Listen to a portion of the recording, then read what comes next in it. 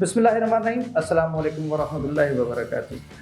Sports کا programme لے کے میں نیاز عالم آپ کی خدمت میں حاضر ہوں جناب۔ سب سے پہلے تو میں پوری قوم کو پیش کی مبارکباد دے رہا ہوں، پیش کی بھی کہہ سکتے ہیں بلکہ اب تک کی کارکردگی پہ 13 سال کے بعد میں بالآخر پاکستان کی ٹیم میں وہ عقابی روح اترتی ہوئی نظر آ رہی ہے کہ جس کی قوم کو بڑے عرصے سے تلاش تھی۔ میں آج گفتگو کر رہا تھا دوستوں کے ساتھ کہ کوئی ایک وقت تھا کہ پاکستان کی ٹیم کا جرمنی اور ہالینڈ اور ارجنٹائن کے نچلے درجے کی ٹیم تھی بھارت، ہمارا یہ ایک 4 ٹیمیں ہوتی تھیں جن میں مقابلے ہوا کرتے تھے اور ٹف کمپٹیشن ہوا کرتا تھا۔ پاکستان نے اولمپکس بھی جیتی، چیمپئنز ٹرافی بھی، اور ہر طرح کے جو ایونٹس تھے وہ تمام جو ہے ورلڈ کپ سب پاکستان کی ٹیم جو ہے جیتتی آئی، جیتتی رہی۔ مگر پھر ہاکی پہ زوال آ گیا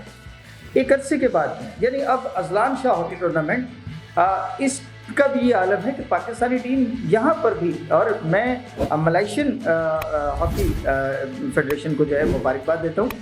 کہ انہوں نے بعد میں مگر وہ آگے نکل گئے، اور اب یہ 30 سال سے مسلسل اذلان شاہ کرا رہے ہیں، اور اس ٹورنامنٹ میں وہ ٹیم جو ہے ابھر کر اوپر آئی اور اب وہ دنیا کی بہترین ٹیموں میں سے ایک ٹیم کہلاتی ہے۔ تو اس 2024 کے اذلان شاہ ہاکی کپ کے پہلے ہی میچ میں، جو پاکستان کا پہلا میچ تھا، پاکستان نے افتتاحی میچ میں ملائیشیا کو 5-4 سے شکست دی، ٹف کمپٹیشن ہوا، اور اس کے بعد میں پھر جنوبی کوریا کے خلاف پاکستان نے بالکل ون سائیڈڈ کر دیا اور 4-0 سے پاکستان کی ٹیم یہ میچ جیتی۔ پھر جاپان کے ساتھ ایک میچ 1-1 گول سے برابر کر دیا، پھر کینیڈا کو جو ہے وہ بھی 5-4 سے پاکستان نے شکست دی، اور اس طرح سے پاکستان کی ٹیم جو ہے وہ فائنل کے لیے کوالیفائی کر گئی۔ حالانکہ ابھی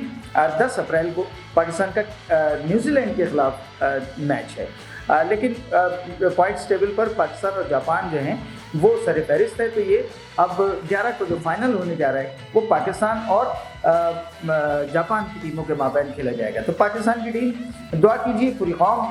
دعا کرنا چاہیے کہ جب ہم یہاں تک پہنچے ہیں تو اب پروردگار جو ہے وہ اس اذلان شاہ کپ کی جیت ہمیں نصیب کرے۔ اچھا، جیت پر مجھے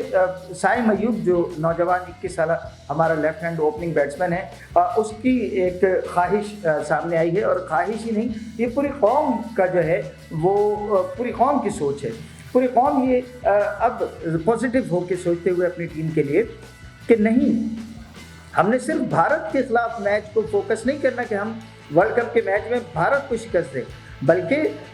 پاکستان کی نظریں ورلڈ کپ جیتنے پر ہونی چاہیے۔ ہم چاہتے ہیں کہ اس مرتبہ امریکہ میں جب یہ امریکہ اور ویسٹ انڈیز میں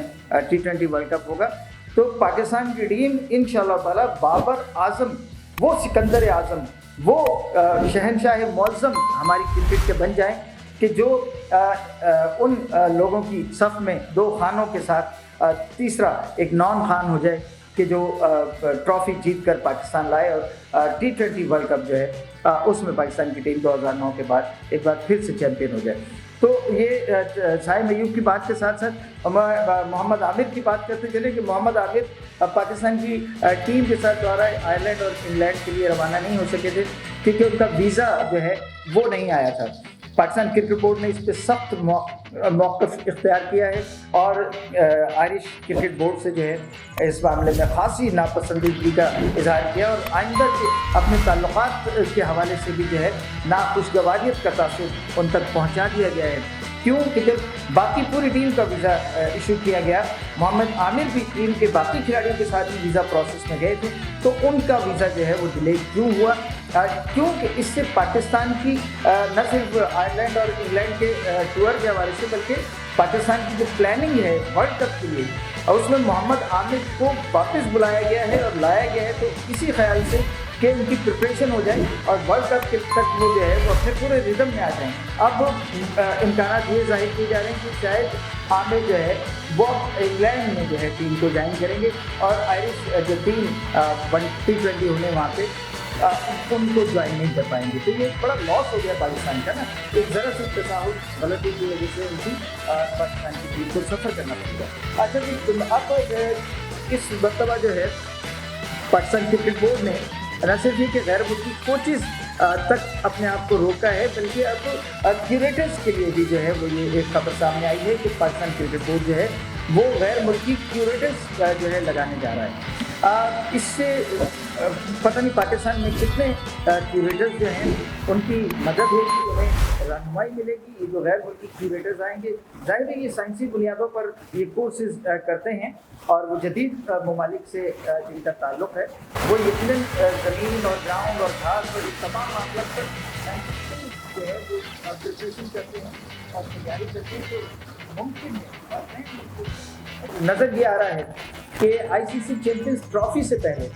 غیر ملکی جو ہے کیوریٹر ان کا فیصلہ ہو جائے گا اور کسی کی تقرری بھی عمل میں لائی جائے گی۔ اجازت دیجیے اگلے پروگرام تک، اللہ حافظ۔ پاکستان زندہ باد۔